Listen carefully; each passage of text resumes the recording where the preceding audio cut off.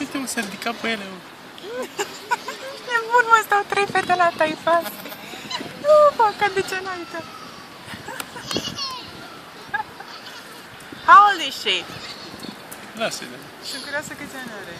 Cred că e 2 luni mai Cred că a venit și Adina.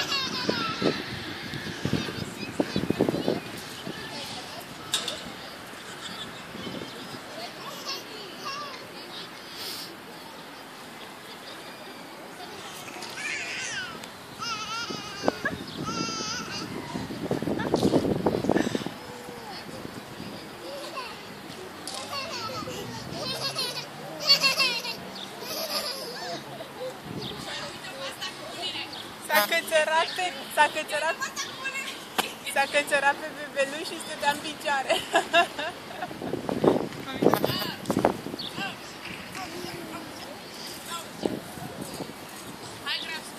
Ce face fetele?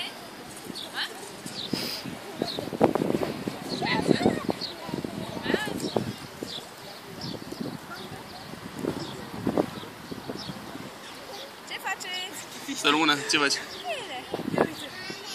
Socializează. Uite, mă, e grămadă. E grămadă pe aia, pe fetița.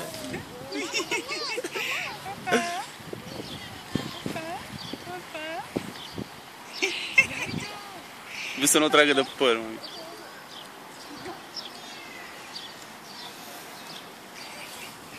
Sunt curios.